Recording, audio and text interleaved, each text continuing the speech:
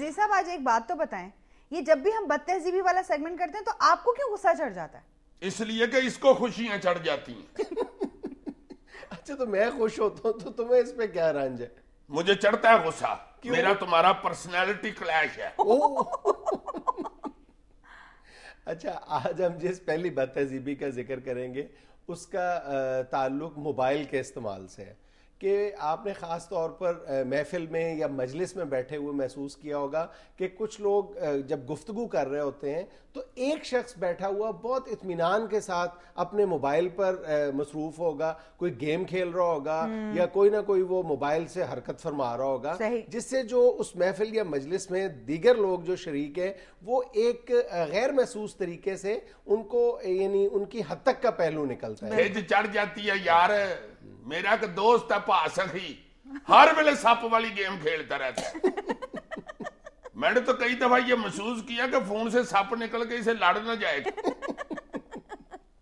اچھا ہم اپنی پلیٹ میں جو سالن چھوڑ دینے والی بات ہے بد تہذیبی, اس کا ذکر تو اپنے پروگرام میں کر چکے ہیں, لیکن اسی سے متعلق ایک اور بد تہذیبی بھی ہے جو بہت زیادہ دیکھنے میں آتی ہے, وہ روٹی کھانے سے متعلق ہے.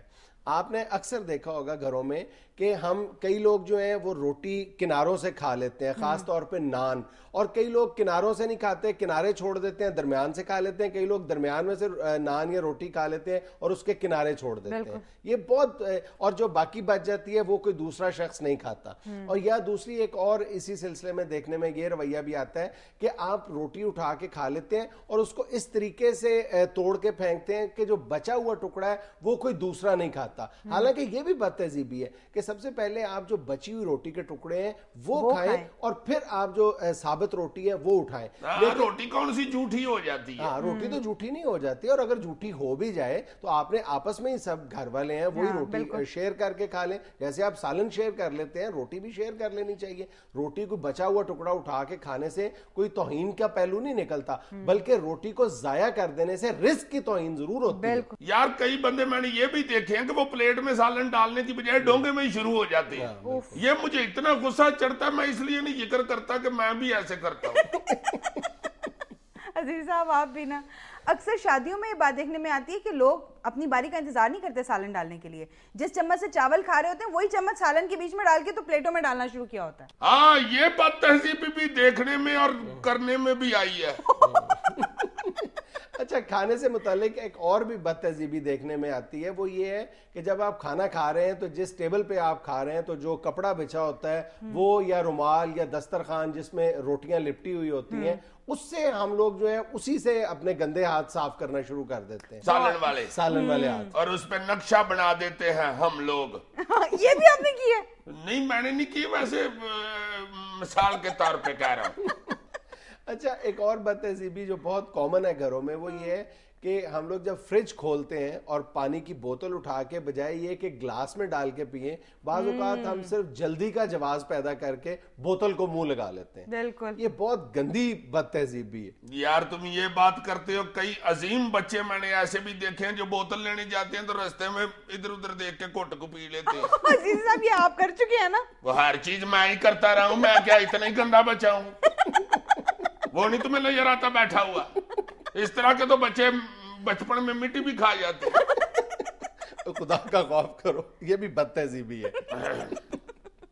اچھا ایک اور بد تہذیبی یہ ہے کھانے سے متعلق یہ ہے کہ ہم جب اکیلے کھانا کھاتے ہیں, خاص طور پہ ہمارے بچے یا کوئی بھی گھر کا جو ممبر ہے وہ جب اکیلے کھانا کھا رہا ہوتا ہے تو کھانا کھانے کے بعد وہ پلیٹ یا برتن جس میں وہ کھانا کھاتا ہے یا تو وہیں چھوڑ دیتا ہے, یا اگر بہت زیادہ احسان کرتا ہے تو اگر وہ بیڈ پہ بیٹھ کے کھانا کھا رہا ہے تو بیڈ کے نیچے گھسا دیتا ہے, یا اگر وہ کرسی یا صوفے پہ بیٹھ کے کھا رہا ہے تو وہی برتن وہ ہے وہ کرسی یا صوفے کے نیچے گھسا دیتا ہے. اگر وہ صرف چند لمحوں کی تکلیف کر کے وہی برتن اٹھا کے کچن میں رکھ دے, بلکہ میں تو یہ بھی کہتا ہوں کہ اگر گھر میں اس وقت کوئی اویلیبل نہیں ہے خاتون خانہ تو وہ اگر دھو بھی دے گا, بالکل چند سیکنڈ لگتے ہیں ایک پلیٹ دھونے میں یا دو برتن دھونے میں, تو اس کی شان میں کوئی فرق نہیں آ جائے گا. بہت ہی بے وقوف آدمی ہے یار. چلو برتن رکھنے تک تو ہو گیا, اب دھونے والی عادتیں کیوں ڈال رہے ہو؟ عقل کرو. یار اسے کوئی فرق نہیں پڑتا, بچوں کو بھی یہ بات سمجھانی بالکل، ان کو بھی پتہ ہونا چاہیے. اپنی مدد آپ کرنی چاہیے. بالکل یوں برتنوں کے ڈھیر لگاتے چلے جانا, آخر جس نے صاف کرنے ہیں وہ بھی انسان ہے.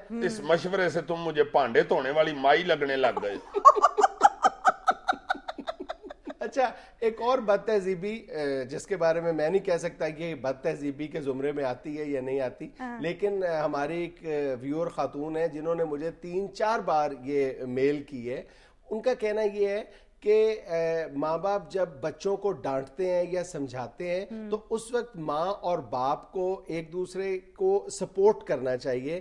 دیکھنے میں یہ آتا ہے کہ اگر ماں اپنے بچوں کو ڈانٹ رہی ہے یا سمجھا رہی ہے تو باپ فوری طور پر ماں کو ٹوک دیتا ہے, اور جب ماں کوئی بات سمجھاتی ہے, جب باپ کوئی بات سمجھاتا ہے تو ماں جو ہے وہ باپ کو منع کر دیتی ہے یا بچوں کی طرفداری کرتی ہے. اس طرح جو ہے وہ بچوں کے سامنے آپ جو زوجین ہیں وہ ایک دوسرے کی کسی نہ کسی انداز میں اہانت کا پہلو نکلتا ہے. آپ توہین کرتے ہیں یا ماں کی یا باپ کی. بالکل صحیح. اور بچوں کو ہلاشیری ملتی ہے.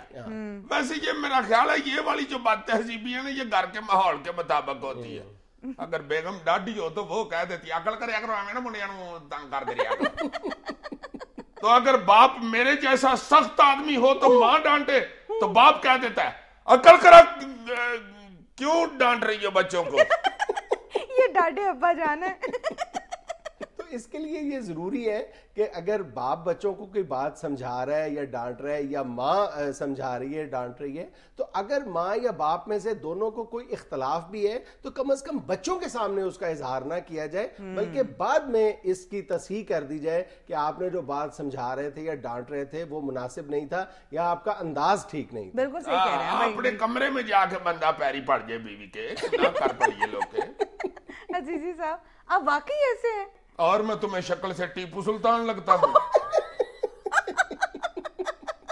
ناظرین یہ ہم لیتے ہیں ایک چھوٹی سی بریک, ہمارے ساتھ رہیے گا.